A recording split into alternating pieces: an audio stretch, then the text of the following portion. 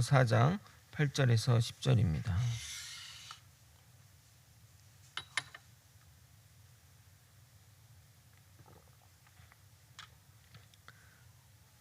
짧은 본문이라 다 함께 합독하시겠습니다.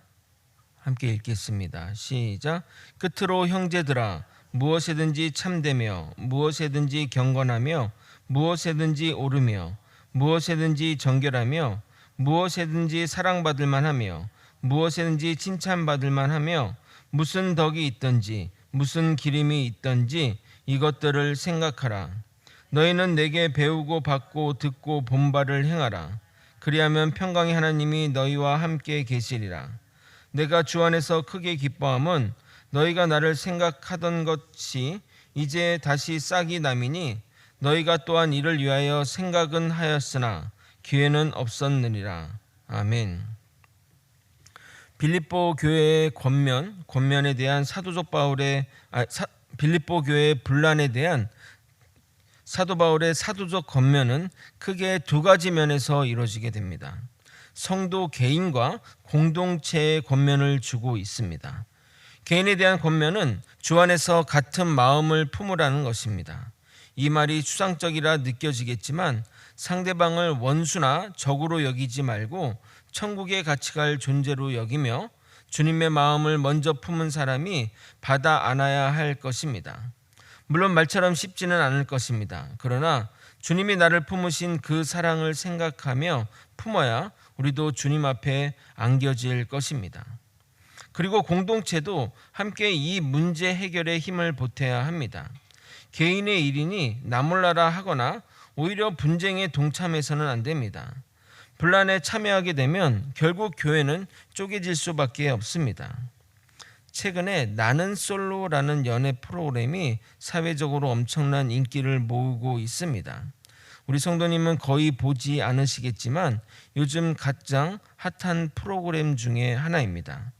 사람들이 그 프로를 보면서 하는 공통의 이야기가 남녀 간의 연애 이야기가 아니라 우리 사회의 씁쓸한 단면을 보는 것 같다고 말합니다.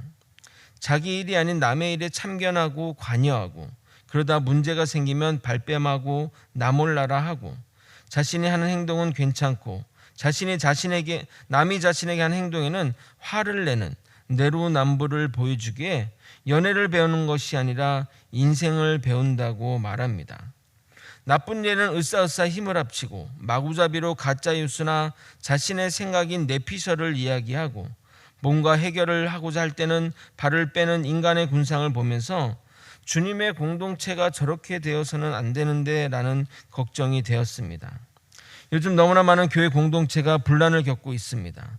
우리 교회가 다시 그런 분란을 겪지 말라는 법도 없습니다. 항상 이 사도 바울의 사도적 권면을 기억해서 문제를 더 문제되지 하는 일에 동참하지 말고 긍정의 말들을 거들어 문제가 문제되지 않도록 애써야 할 것입니다.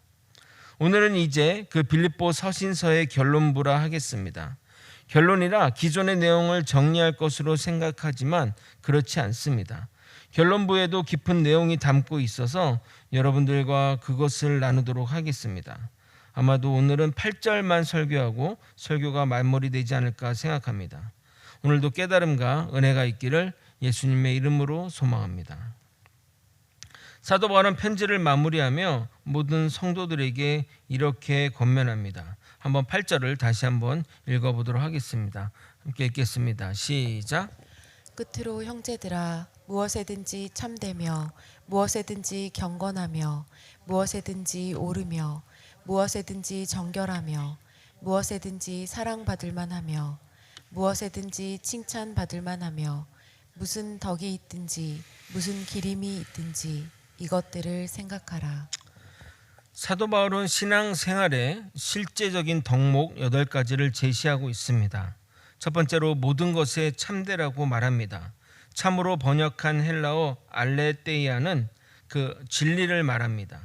진리는 하나님의 말씀에 근거하여 행동하라는 겁니다. 정말 이 세상은 참되게 생활하기 힘듭니다. 참되게 생활하면 바보 되거나 손해보기 때문입니다.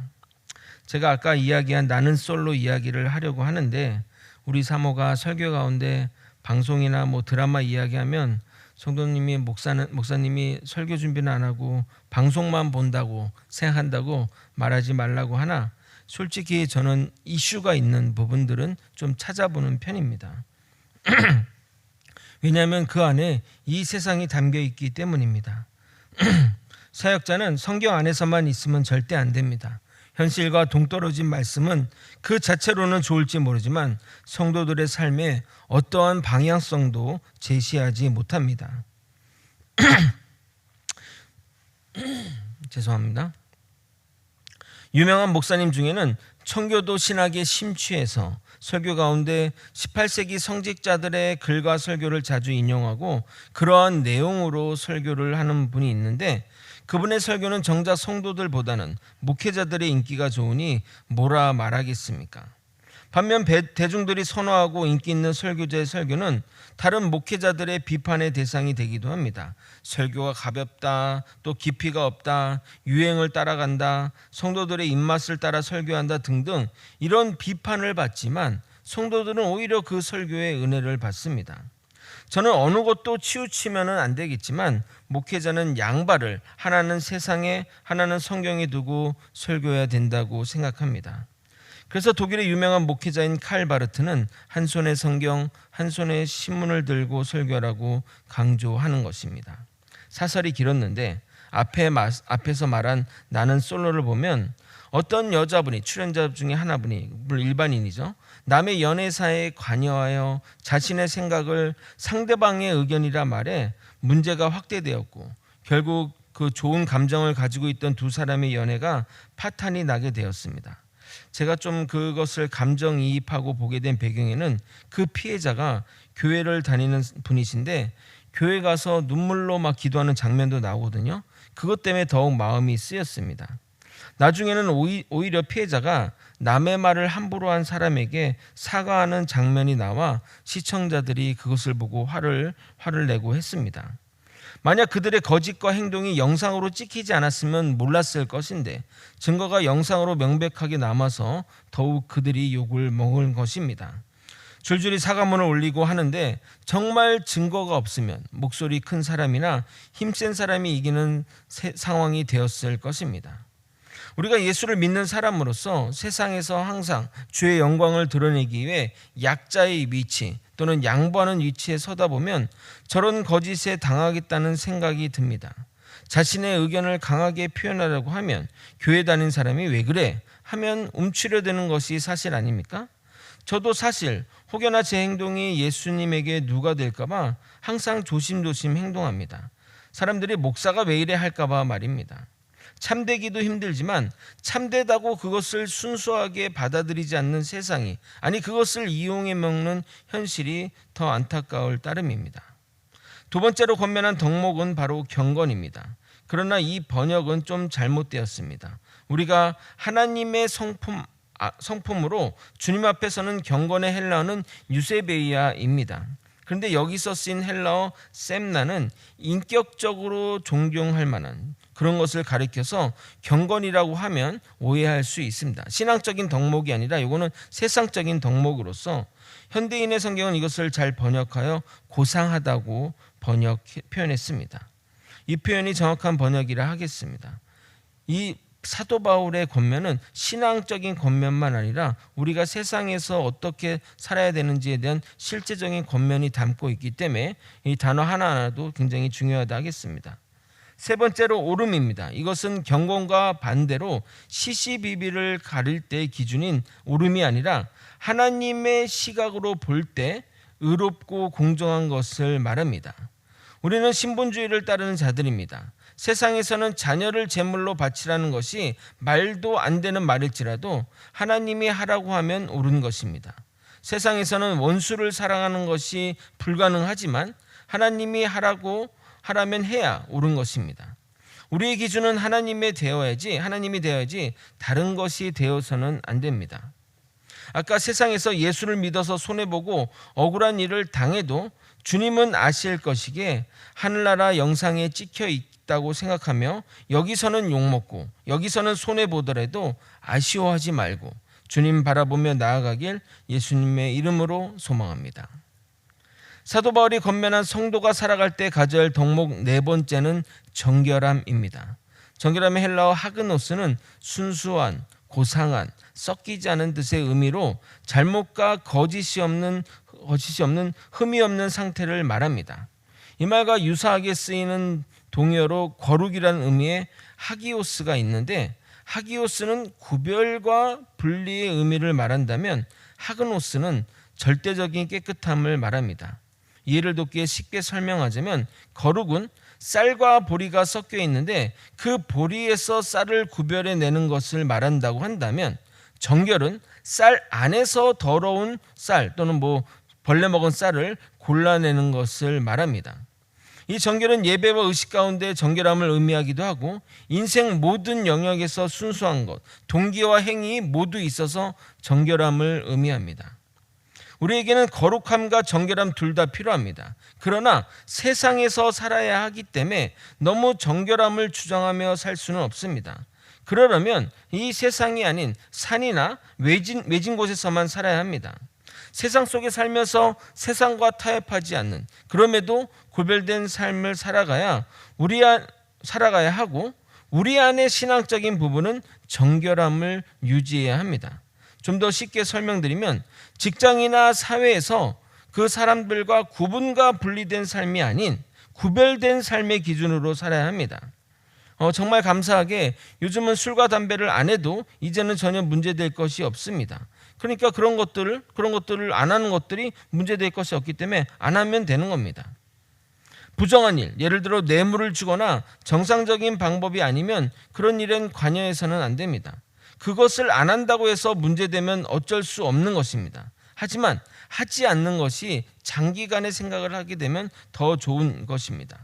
또한 부정한 관계, 사회적으로 용납되지 않는 행동, 법과 질서를 무시하는 행동을 하면 안 되는 것입니다. 그게 바로 구별된 삶입니다. 그리고 교회 생활 가운데 정결함을 유지해야 됩니다. 거짓말을 하면 안 되고 권모술수나 수작을 부려서는 안 됩니다. 신앙에 허점을 남겨서도 안 되고 정직하게 헌금하고 최선을 다해 교회 일에 앞장서야 합니다. 모든 일을 하나님 앞에 서는 마음으로 해야 됩니다. 그럴 때 우리는 정결한 자가 되는 겁니다.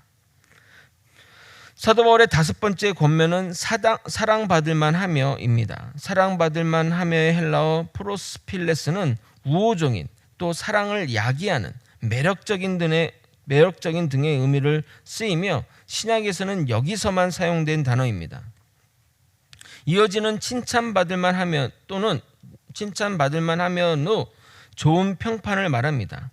그런데 이 두 덕목이 사도 바울이 빌립보 성도들에게 한 권면인데, 이 덕목을 이야기하는 것들이 좀 의외라 여겨질 수 있습니다. 왜냐하면 이것은 신앙적인 덕목이라기보다는 사회생활의 덕목이라고 여겨지기 때문입니다. 호감 있는 또는 매력 있는 사람들이 사람들의 사랑을 받는 것은 당연합니다. 누가 비호감인 사람을 좋아하겠습니까? 그러나 이것을 사도 바울이 강조하는 것은 믿음과 인간적인 매력이 전혀 별개의 것이 아니라는 것을 말하고자 합니다. 사람들이 착각하는 것이 있습니다. 믿음만 좋으면 되지 다른 것이 무엇이 중요해 라고 주장하는데 그렇지 않습니다. 사람들에게 사랑받을 만하고 칭찬받을 만하면 하나님도 그렇게 여기신다는 겁니다. 타인의 혐오감이나 증오심을 받는 것이 아니라 칭찬과 애정을 받을 만한 것으로 자신을 채울 때 하나님께 영광이 되고 복음 사역의 지경이 넓어지게 되는 겁니다. 사람들의 평판이 좋고 인기 있는 사람이 교회를 다닌다면 교회의 위상도 높아지는 것 아니겠습니까?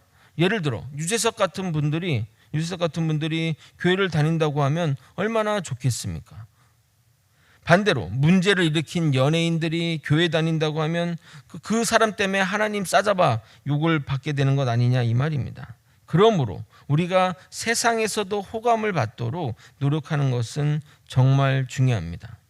사도 바울이 성도한테 권면 일곱 번째는 미덕입니다. 덕으로 번역된 아랫대는 장점, 은혜로운 행동을 말합니다. 앞에서 언급한 6가지를 총괄하는 의미이기도 하고 여기서는 언급되지 않았던 좋은 덕목을 말하는 것이기도 합니다. 칭찬받을 만한 것이 많이 있죠. 겸손, 선함, 솔선수범, 책임감 등등 좋은 미덕이 얼마나 많습니까? 그런 여러 가지 덕목을 겸비하라는 말입니다. 마지막으로 기림의 헬라어 에파이오노스는 사람들에게 칭찬받을 만한 또는 찬사를 보낼 만한 의미입니다. 앞에서 언급한 칭찬받을 만한 것과 겹치는 것으로 보이지만 이 단어는 그 칭찬하는 주체가 다릅니다. 세상에서의 칭찬이 아닌 하나님으로부터 칭찬받을 만한 행동을 말하는 겁니다. 사도 바울은 성도들이 추구해야 할 덕목을 언급하면서 이렇게 실천할 때 인간과 하나님으로부터 칭찬받게 될 것이니 그것을 염두에 두고 살아가라고 권면하고 있습니다. 마지막으로 이것들을 생각하라라고의 이 생각하라 헬라어 로기제스터는 숙고하다, 계산하다, 판단하다라는 의미이며 이러한 권면들을 쉽게 생각하지 말고 깊게 숙고하여 고민하고 결정하며 행동하라는 의미입니다.